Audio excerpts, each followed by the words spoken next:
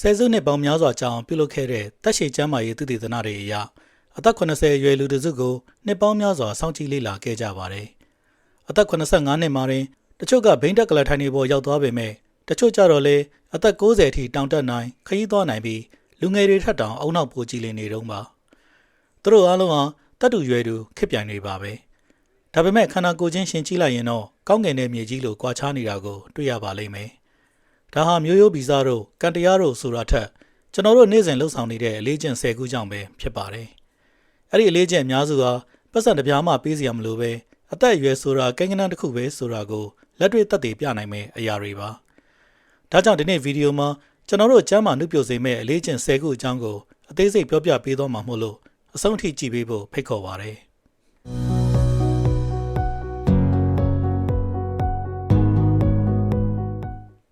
ကျွန်တော်တို့ပတ်ဝန်းကျင်မှာအသက်60ကျော်ပေမဲ့ကြိတ်လိုက်တာနဲ့တက်ဝင်လှုပ်ရှားပြီးအသက်တက်ပြေးဝနေတဲ့သူတွေကိုမြင်မှုကြမှာပါ။ကိုနေဟန်ထားကမှတ်တယ်မျက်လုံးတွေကလည်းကြည်လင်တောက်ပနေတယ်လို့စိတ်လက်ပေါ်ပါစွာနဲ့အမြဲပြုံးရွှင်နေတတ်ပါတယ်။ခန္ဓာကိုယ်ကလည်းသူတို့ခိုင်းသမျှကိုအလိုက်တင်လိုက်ပါဆောင်ရွက်ပေးနေတယ်လို့ပါပဲ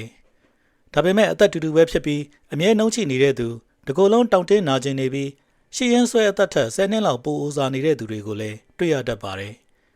ဒီလိုလူနှမျိုးစလုံးဟာကျွန်တော်တို့ရှေ့မှာတင်ရှိနေကြတာပါ။တကယ်တော့သူတို့ကြားကကွာဟချက်ဟာတညရဲနဲ့ဖြစ်လာတာမဟုတ်ပါဘူး။နေ့စဉ်ပြုလုပ်တဲ့လေ့ကျင့်လေးတွေကနေတဖြည်းဖြည်းချင်းကွာခြားသွားတာပဲဖြစ်ပါတယ်။အသက်60ကျော်လာတဲ့အခါကျွန်တော်တို့ခန္ဓာကိုယ်ထဲမှာဘာတွေဖြစ်နေသလဲဆိုတာသိဖို့လိုပါတယ်။အထူးသဖြင့်ကိုယ်လက်လှုပ်ရှားမှုနည်းလာတာနဲ့အမျှတစ်နှစ်ကိုကြွက်သားသူ100%လောက်ကမှန်မှန်ကြီးလျော့နေလာတတ်ပါတယ်။သွေးကြောတွေကပိုတောင့်တင်းလာပြီးအင်ဆူလင်တုံ့ပြန်မှုကလည်းအရင်လိုမကောင်းတော့ပါဘူး။အဆိုးဆုံးကတော့နာကျင်မှုမပြဘဲနှလုံးအုံနောက်နဲ့ကြောက်ကပ်တွေကိုတဖြည်းဖြည်းချင်းဖျက်ဆီးနေတဲ့တိတ်တိတ်ဆိတ်ရောင်ရမ်းမှု silent inflammation တွေခန္ဓာကိုယ်ထဲမှာစုမိလာတာပါပဲ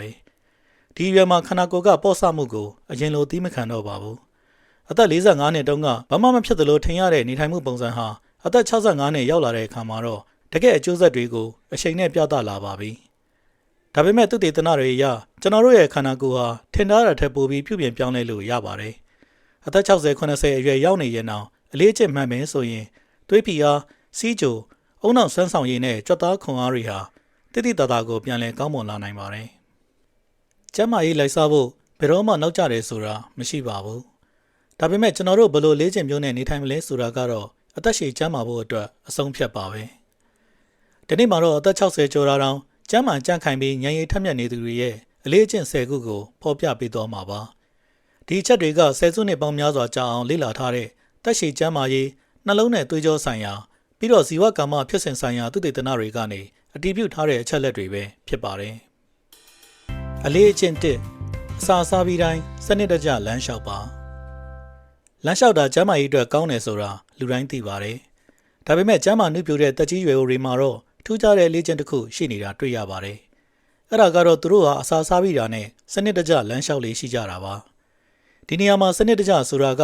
နိုင်ပေါင်းများစွာအကြာကြီးလျှောက်တာကိုပြောတာမဟုတ်ပါဘူး။အစာစားပြီးချင်းမှာသွေးထဲမှာတကြားဓာတ်တွေအမြင့်ဆုံးကိုမရောက်ခင်10မိနစ်ကနေ15မိနစ်အတွင်းအချိန်ကိုက်ပြီးသွေးပူလာယုံအသက်ရှူနှုန်းနည်းနည်းမြန်လာယုံလမ်းလျှောက်ပေးတာမျိုးကိုဆိုလိုပါတယ်။ဒါနဲ့ပတ်သက်ပြီးသိပ္ပံနည်းကျအချက်လက်တွေရှိပါတယ်။ကျွန်တော်တို့အစာစားလိုက်တိုင်းအထူးသဖြင့်ကာဘိုဟိုက်ဒရိတ်ပါတဲ့အစာအစာတွေစားတဲ့အခါ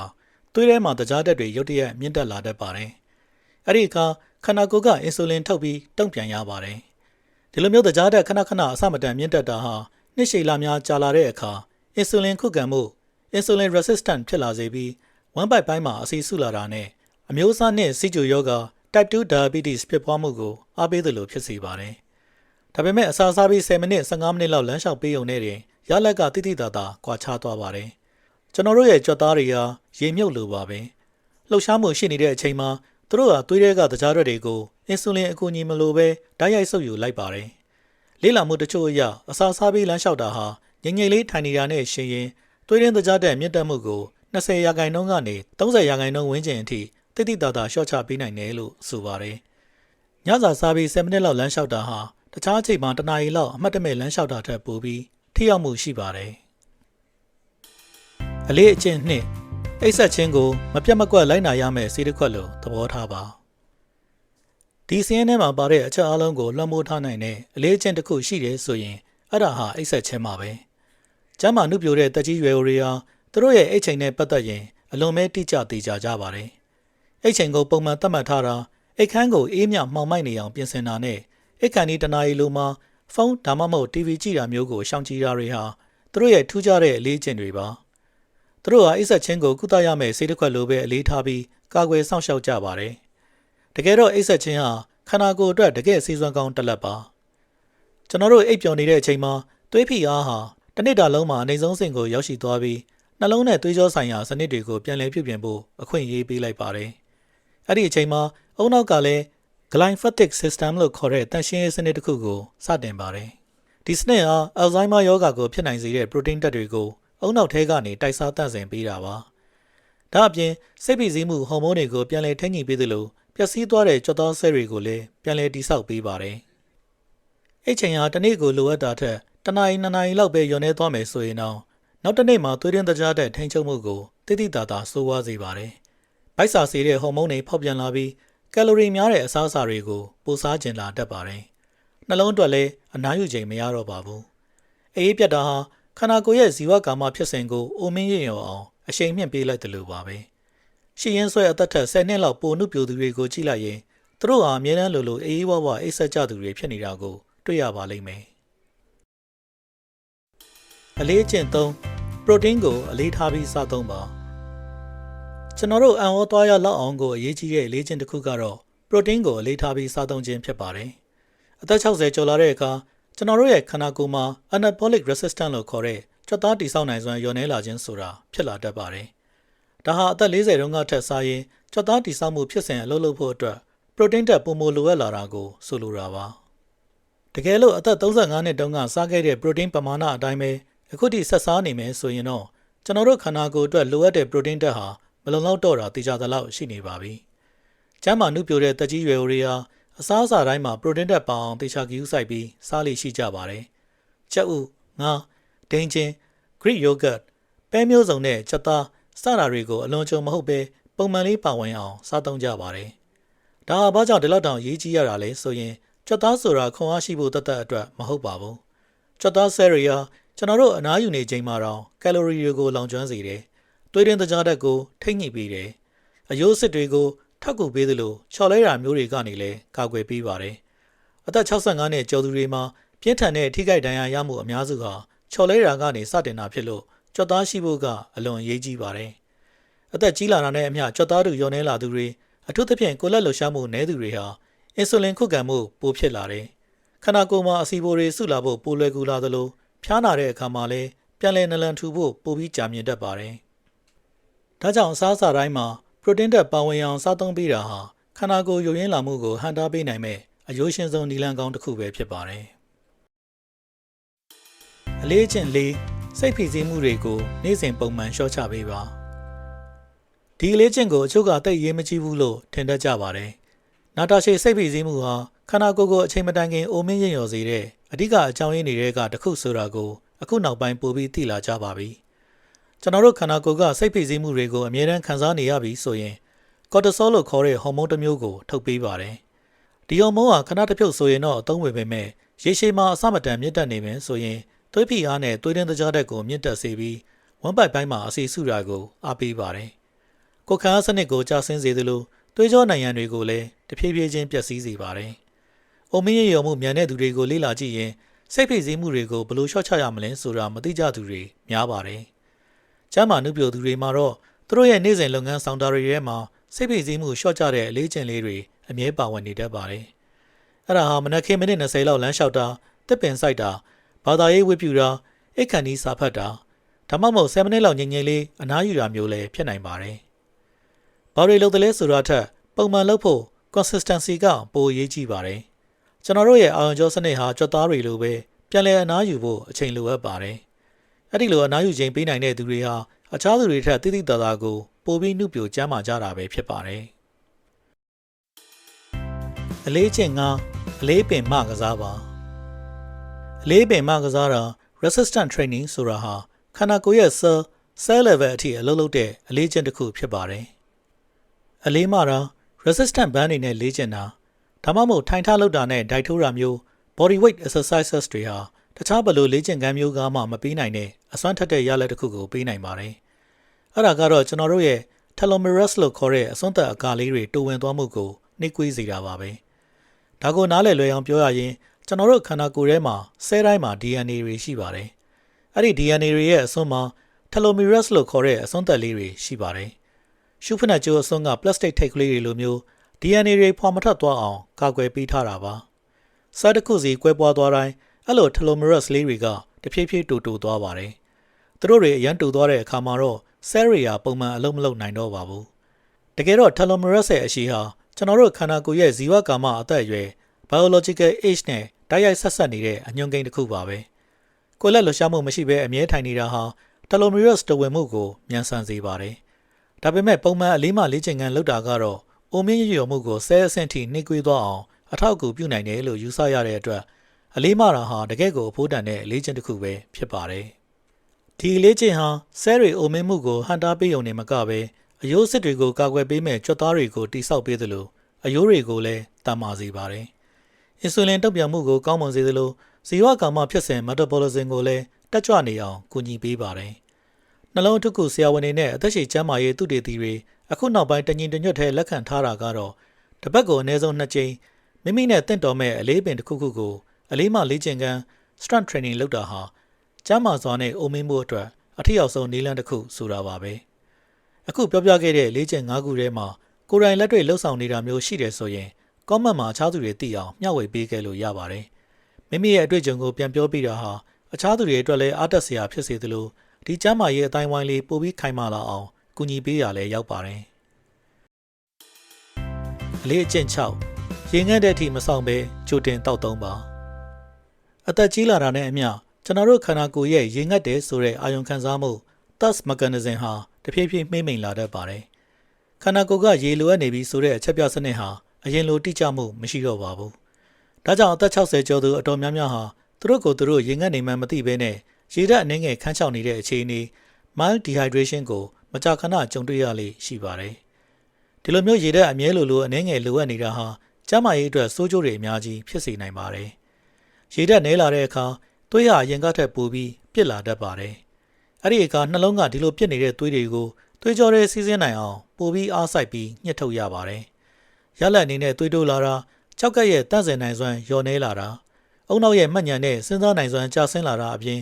်အယိုးစစ်တွေကြားထဲကအချွဲ lubrication တွေပါလျော့နည်းလာစေပါတယ်အသက်60ကျော်တာတောင်ကျန်းမာနေသူတွေကိုလေ့လာကြည့်ရင်သူတို့ဟာရေငတ်မှတောက်တာမျိုးမဟုတ်ပဲအမြဲတမ်းကြိုတင်ပြီး proactively တောက်လေ့ရှိတာကိုတွေ့ရပါလိမ့်မယ်သူတို့ဟာမနက်ခင်းကော်ဖီမတောက်ခင်မှာရေတစ်ခွက်အရင်တောက်တာတွားလေယာမှာရေဘူးကိုအမြဲမြင်သာအောင်ထားတာမျိုးနဲ့ရေငတ်တဲ့အထိစောင့်မနေပဲပုံမှန်တောက်ပေးလေရှိကြပါတယ်ဒီလေးချင်းဟာသွေးဖိအားထိန်းကြီးမှုသွေးလက်ပတ်မှုနဲ့အုံနောက်ကြည်လင်လန်းဆန်းမှုတို့အပေါ်မှာတိတိတတ်တာကိုအကျိုးသက်ရောက်မှုရှိတယ်ဆိုတာကိုသုတေသနတွေကအတည်ပြုပေးထားပါတယ်အလေးအကျင့်9လူမှုပတ်ဝန်းကျင်နဲ့အဆက်အသွယ်မပြတ်နေထိုင်ပါ2023ခုနှစ်မှာအမေရိကန်ပြည်ထောင်စုရဲ့ကျန်းမာရေးဌာနကအထီးကျန်ဆန်မှုဟာကုသရောဂါတစ်ခုလိုပဲပြည်သူ့ကျန်းမာရေးကိုချိန်ချောက်နေပြီဆိုပြီးထုတ်ပြန်ချက်တစ်ခုထုတ်ခဲ့ပါတယ်ဒီအချက်ရဲ့နောက်ွယ်ကသုတေသနရလဒ်တွေကတကယ်ကိုတုန်လှုပ်စရာကောင်းပါတယ်လူမှုပတ်ဝန်းကျင်နဲ့ကင်းကွာပြီးအထီးကျန်နေထိုင်ခြင်းဟာနှလုံးရောဂါဖြစ်နိုင်ခြေကို29%လေဖြတ်နိုင်ခြေကို32%အထိမြင့်တက်စေပါတယ်ဒါအပြင်မှတ်ဉာဏ်ချုပ်ရမှုဖြစ်စေနိုင်တဲ့အန္တရာယ်ဟာတစ်နေ့ကိုဆေးလိပ်15လိပ်တောက်တာနဲ့ညီမျှတယ်လို့ဆိုပါတယ်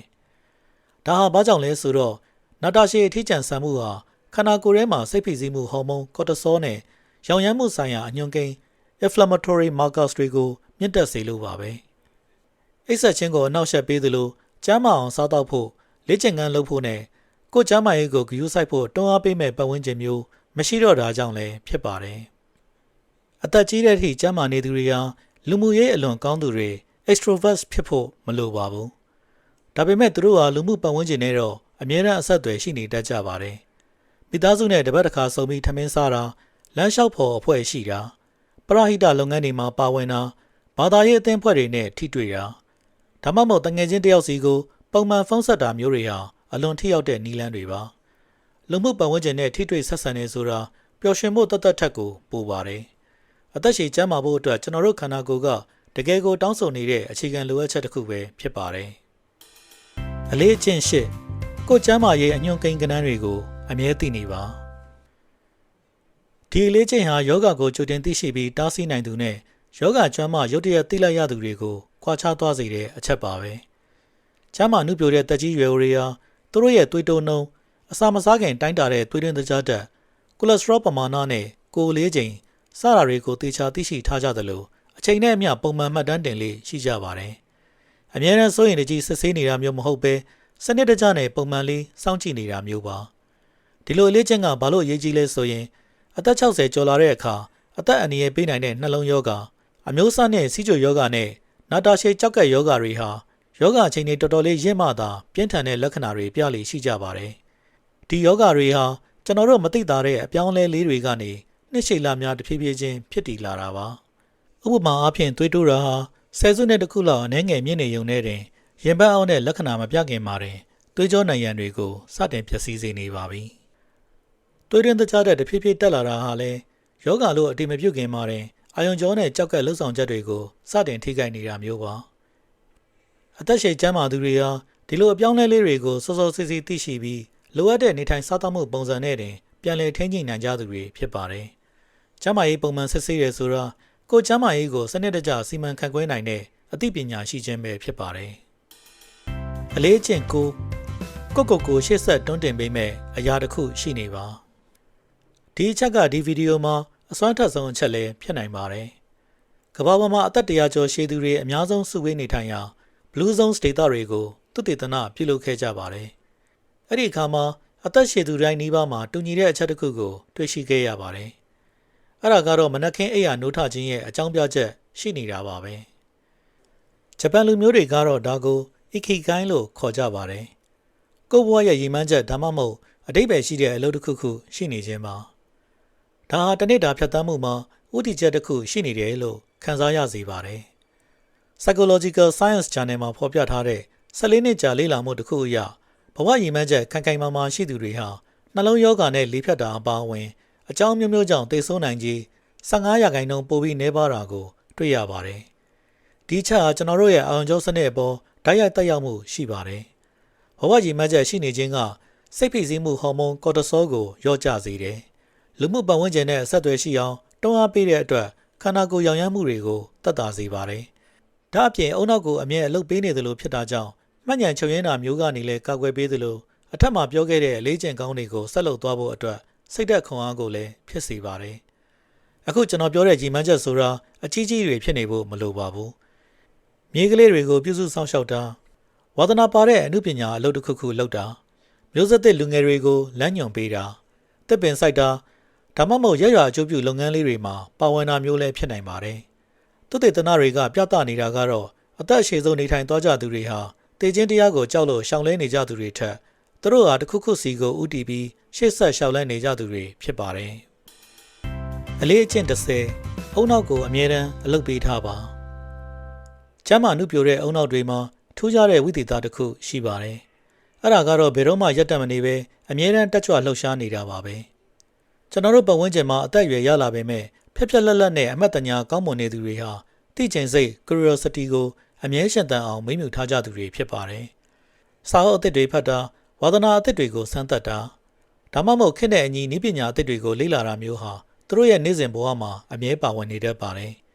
ဒီအလေးကျင့်ရှိတာဟာစိတ်အပန်းဖြေဖို့အပြင်သိပ္ပံနည်းကျအကျိုးကျေးဇူးတွေအများကြီးကိုပေးစွမ်းနိုင်ပါတယ်ကျွန်တော်တို့အရာတစ်ခုခုကိုအသစ်သင်ယူလိုက်တိုင်းအုံနောက်ထဲမှာအာရုံကြောဆက်သွယ်မှုအသစ်တွေ new synaptic connections ထပ်မံဖြစ်ပေါ်လာပါတယ်ဒါကိုပညာရှင်တွေကအုံနောက်ရဲ့ပြုပြင်ပြောင်းလဲနိုင်စွမ်း neuroplasticity လို့ခေါ်ကြပါတယ်ဒါဟာအုံနောက်အတွက်လေ့ကျင့်ခန်းလုပ်ပေးနေတာနဲ့အတူတူပါပဲကြွက်သားတွေကိုအလုပ်ပေးလေတာမာလေးဖြစ်တယ်လို့အုံနောက်ကိုလည်းအသက်ဆန်းတွေနဲ့စိန်ခေါ်မှုပေးလေပိုပြီးထက်မြက်လာလေပါပဲတကယ်တော့တစ်သက်တာလုံးအမြဲမပြတ်လေ့လာသင်ယူနေခြင်းဟာမှတ်ဉာဏ်ချုပ်ရင်းတဲ့ယောဂ dementia ဖြစ်နိုင်ခြေကိုတိတိတသာလျှော့ချပေးနိုင်တယ်လို့သုတေသနတွေကအခိုင်အမာဆိုထားပါတယ်ဒီလိုအုံနောက်ကိုအမြဲနှုတ်ပြနေအောင်လှုပ်ဆောင်တဲ့နေရာမှာတစ်နေ့ကိုစာမျက်နှာ10မျက်နှာလောက်ပုံမှန်ဖတ်တာဘာသာစကားအသစ်တစ်ခုကိုတတ်တလောက်မှတ်တလောက်လေ့လာတာဒါမှမဟုတ်အခုလိုကျမ်းမာရေးဘူးတုဒတွေကိုစူးစမ်းနေတာမျိုးတွေကအကောင်းဆုံးလေ့ကျင့်ခန်းတွေပါပဲအဓိကအချက်ကတော့ဒီသိကျင်စိတ် curiosity ကပဲကျွန်တော်တို့ရဲ့အုံနောက်ကိုအိုရင်းရင့်ရုံမှုတန်ကနေအကောင်းဆုံးအကာအကွယ်ပေးသွားမှာဖြစ်ပါတယ် တကယ်လို့နှလုံးကျန်းမာရေးသွေးတွင်းသကြားဓာတ်နဲ့အသက်ရှည်နှုပြိုစေမဲ့နည်းလမ်းတွေကိုသိကျင်နေဆိုရင်တော့ကျွန်တော်တို့ရဲ့ Heart Rate Sporty Plus Channel ကို Subscribe လုပ်ထားဖို့မမေ့ပါနဲ့ခဏလေးအချိန်ပေးပြီး Subscribe လုပ်ပြီးအတိပေးခေါင်းလောင်း Notification Bell လေးနှိပ်ထားရုံနဲ့နောက်ထပ်တန်ဖိုးရှိတဲ့ကျန်းမာရေးဗဟုသုတတွေကိုအမြဲမပြတ်လေ့လာခွင့်ရသွားမှာဖြစ်ပါတယ်နှလုံးကျန်းမာဖို့သက်ရှည်နှုပြိုဖို့နဲ့သွေးတွင်းသကြားဓာတ်ကိုထိန်းညှိဖို့ပုံမှန်လေးနဲ့ဇွဲရှိရှိလုပ်သွားဖို့ပဲလိုအပ်ပါတယ်ဒီနေ့ကျွန်တော်ပြောပြခဲ့တဲ့အချက်10ချက်ကိုပြန်အနှစ်ချုပ်ရရင်တော့1အစာစားပြီးတိုင်းလမ်းလျှောက်ပါ2အေးဝဝအိပ်ဖို့ဂယူးစိုက်ပါ3ပရိုတင်းဓာတ်လုံလောက်အောင်စားပါ4စိတ်ဖိစီးမှုတွေကိုနေ့စဉ်လျှော့ချပေးပါ5တစ်ပတ်2ကြိမ်အလေးမှလေးကျင်ငန်း resistant training လုပ်ပါ6ရေငတ်တက်တိမဆောင်ပဲရေကြိုတောက်ပါ9လူမှုပတ်ဝန်းကျင်နဲ့အဆက်အသွယ်မပြတ်ပါစေနဲ့8ကိုကျမ်းမာရေးအညွှန်းကိန်းကဏ္ဍတွေကိုအမြဲသိနေပါ9မိမိဘဝကိုအဓိပ္ပာယ်ရှိစေမဲ့ရည်မှန်းချက်တစ်ခုခုကိုအမြဲစုပ်ကိုင်ထားပါနောက်ဆုံးအနေနဲ့အုံနောက်ကိုအသက်ဆန်းတွေနဲ့အမြဲအလုပ်ပေးထားပါဒီအချက်တစ်ခုချင်းစီတိုင်းမှာတိုင်းတာလို့ရတဲ့ကောင်းကျိုးတွေရှိပါတယ်ဒါပေမဲ့ဒီအချက်တွေကိုသာစုပေါင်းပြီးပုံမှန်လှုပ်ဆောင်သွားမယ်ဆိုရင်တော့ကျန်းမာရေးအတွက်ရရှိလာမယ့်ရလဒ်ဟာတိတိတတ်တာကိုထူးခြားလာမှာဖြစ်ပါတယ်အသက်40ဆိုတာခန္ဓာကိုယ်ရဲ့ဇီဝကာမဖြစ်စဉ်တွေစတင်ပြောင်းလဲလာတဲ့အချိုးအကွေတစ်ခုပါအခုပြောခဲ့တဲ့လေ့ကျင့်တွေကိုဒီရွယ်တွေကစလုပ်ထားရင်အသက်60ကျော်တဲ့အခါမှာအခြားသူတွေထက်အစာပေါင်းများစွာပိုပြီးနှုတ်ပြကျန်းမာနေမှာသိကြပါတယ်ကျန်းမာရေးဆိုတာငွေစုသလိုပါပဲအသက်20 30ကလေးကဒီလေ့ကျင့်လေးတွေစတင်လိုက်နာကျင့်သုံးနေမယ်ဆိုရင်တော့အကောင်းဆုံးပါဒါပေမဲ့အခုမှစလုပ်ဖို့ကနောက်ကျနေပြီလားဆိုရင်တော့လုံးဝမဟုတ်ပါဘူးအသက်50ဖြစ်စေ60ဖြစ်စေအခုချက်ချင်းစလိုက်တာနဲ့ခန္ဓာကိုယ်ကချက်ချင်းပြန်လည်တုံ့ပြန်လာမှာဖြစ်ပါတယ်အသက်ကြီးလာတာနဲ့အမျှကျန်းမာနေမလားမကျန်းမာနေဘူးလားဆိုတာဟာအခုလက်ရှိအရွယ်မှာကိုဘလိုနေထိုင်စားသောက်နေတယ်လဲဆိုတာပေါ်မှာအများကြီးမူတည်နေပါတယ်သူတေသနာတွေအရအသက်80ကျော်မှအလေးမှလေးကျင်ကန်စလုပ်တဲ့သူတွေတောင်သူတို့ရဲ့ကြွသားထုနဲ့အယိုးသိသေးစားတွေပြန်တက်လာတာကိုတွေ့ရပါတယ်အခုဒီဗီဒီယိုကိုစိတ်ဝင်စားကြည့်ရှုနေတယ်ဆိုကြတဲ့ကကိုပြန်လည်ဆောင်းလျှောက်ဖို့အခွင့်အရေးရှိနေပြီလို့ပြောလို့ရပါတယ်အချက်အားလုံးကိုတပြိုင်တည်းလုပ်ဖို့မလိုပါဘူးတစ်ချက်ချင်းစီကနေစတင်ပါအဲ့ဒီအချက်ကအသားကျသွားပြီဆိုမှနောက်ထပ်အလေးကျင့်သစ်တစ်ခုကိုထပ်တိုးပါပုံမှန်လှုပ်ဆောင်သွားတဲ့တင်းငယ်တဲ့ရွေးချယ်မှုလေးတွေစုပေါင်းသွားတဲ့အခါဘယ်ဆေးဝါးဘယ်ကုသမှုမျိုးနဲ့မှမနှိုင်းယှဉ်နိုင်တဲ့ကျန်းမာရေးရလဒ်ကောင်းတွေကိုရရှိလာမှာသိကြပါတယ်ဒီအလေးကျင့်တွေကိုစတင်ဖို့အကောင်းဆုံးချိန်ဟာလွန်ခဲ့တဲ့10နှစ်ကဖြစ်နိုင်ပေမဲ့ဒုတိယအကောင်းဆုံးအချိန်ကတော့ဒီနေ့အခုချိန်ပါပဲ